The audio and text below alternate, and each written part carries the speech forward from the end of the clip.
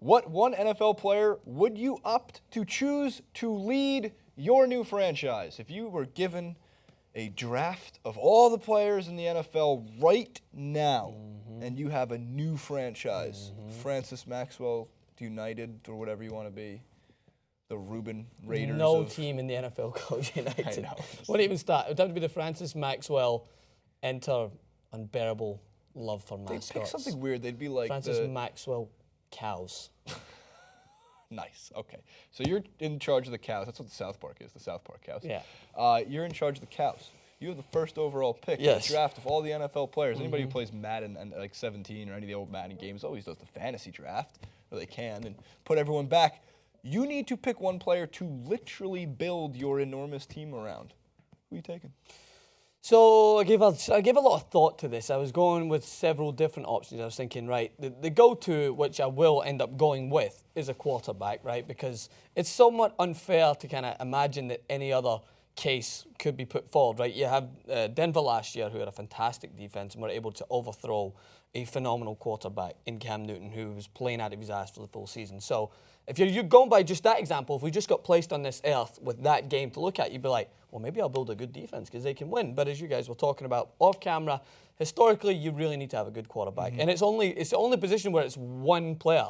Like, you can be like, no, you got to build a good defense and you're going to choose one player. No, you need to build a decent amount of players around them. Yes, good defensive linemen can really lead you. You can have Ray Lewis and you can just be a phenomenal defensive team, but more often than not, you need more players to kind of go with it. So it's easy to just say that we need a good defense, but it's harder to make your team good with one player defensively rather than being having a good quarterback. So your choice is? Cam Newton.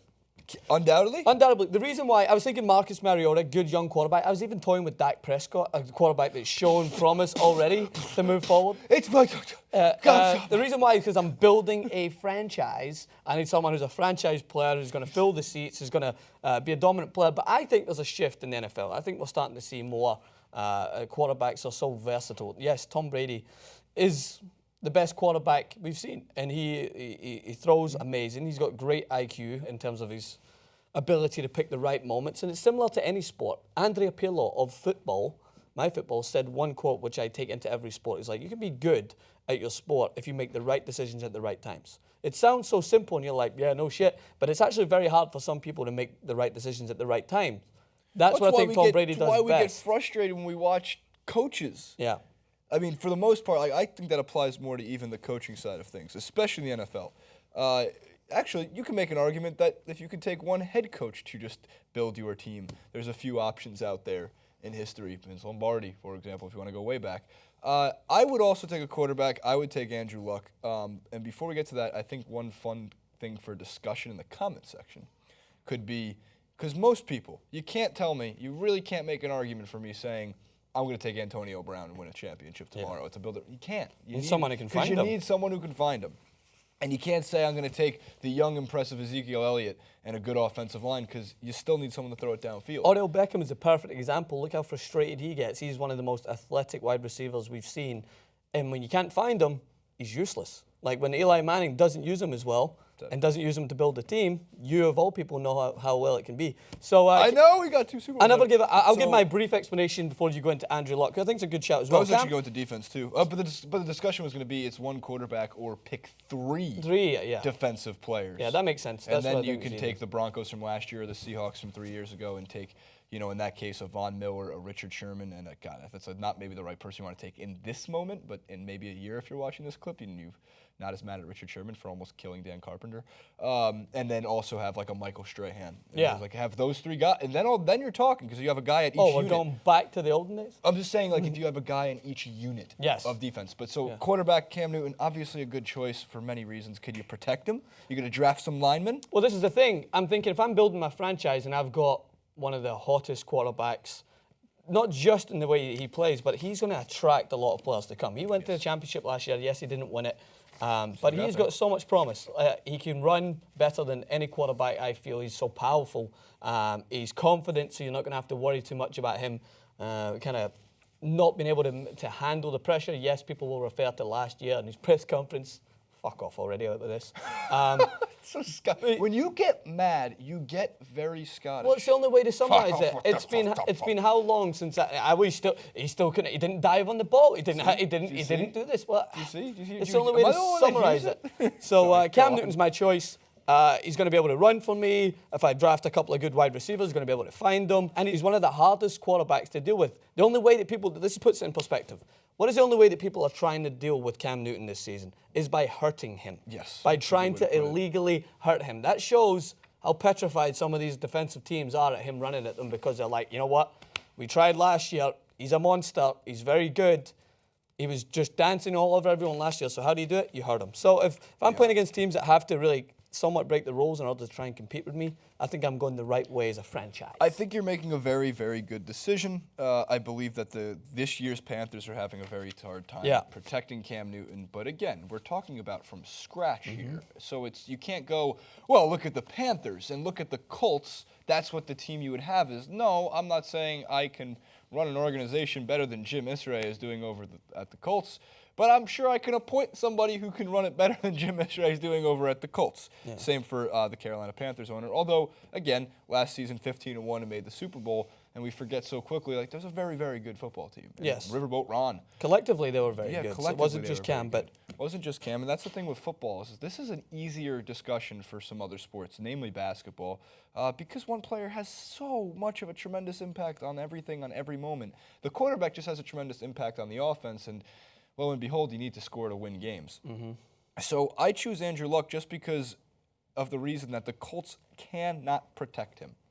So let's give him a line. Because Andrew Luck is not, at least, getting out there and people aren't lowering their shoulders into his cranium every time. And he's the type of guy who we've seen get to an AFC championship all by himself. Like, I don't understand the argument against Andrew Luck at this point. I don't. I understand the stats and the interceptions. He's an interception machine. He's got 0.4 seconds to throw the football. Yeah. He's got T.Y. Hilton, again, who's a good wide receiver. To me, this is so similar to what Brady had when he made these receivers into great players. The Deion Branches of the world, the Troy Browns of the world, they're not elite receivers in the NFL. They had elite moments in elite games in the Super Bowls in the past. So I look at guys like Tom Brady and go, well, young Tom Brady was protected. He had a better line than the Colts did. He also had a better defense. So it's, of course, a team game. I'm still on the complete package Andrew Luck train. It's going to take another 2 or 3 years of Andrew Luck either getting pummeled without an offensive line or his stats just dropping and continuing to get worse for me to say it's definitely Cam Newton. I don't think you can go wrong with either of these guys. There's a couple of other options, though. Yeah. Healthy Russell Wilson was moving last week on Monday Night Football. Again, we're shooting this, for purposes that you can watch at any point because it's an evergreen conversation. But Monday Night Football of Week 9 of the NFL season of the 2016 calendar year. Yeah, they're watching this in 2018. Like going, like, to put this up. What year are we talking Cam about? Newton, that guy's been retired for 5 years. Right. He hasn't played in a year. And like his mobility obviously being a major factor, that's a good decision maker. And again, like you mentioned, the Marcus Mariotas or Carson Wentz's, Dak Prescott's. The reason why here's the thing, Frat Stafford, he's just getting older now, but he's still clutch. He's been clutch this season. Yep. It's too small of a sample size. Like I look at Cam Newton's been doing this for at least a couple of years, and he's been good for a couple of years. And Andrew Luck has proven that he can be good. It's just like Jameis Winston's his second year in the league. Like Carson Wentz has played 8 NFL games at the time we're shooting this clip. Dak Prescott's played 8 NFL games. That's a really ballsy call. Now, again, we like ballsy calls. I like ballsy calls. It's a ballsy show. If I'd also take, to be honest, in this situation, if I can't have one quarterback or 3 defensive players, give me like 9 to 10 7-foot explosively fast offensive linemen. Yeah. And just, I don't care. You can put me behind center. Feel protected. I'll be safe in that pocket. Maybe just make some eggs in that pocket. Yeah. Maybe throw it. I can't throw it more than 28 yards downfield. I'll kick it. Give me enough time and I'll kick it. I've got it that way. So you won't. Based on how kickers are playing in 2016, I'll take Adam Vinatieri. Yeah, I was going to say. So you'll take a kicker soon because there's been a lot of them recently. Have you ever heard I'll wrap up with this. Have you ever heard this one? This is a classic debate. on Reddit and other places, and I'll leave it for the comment section too.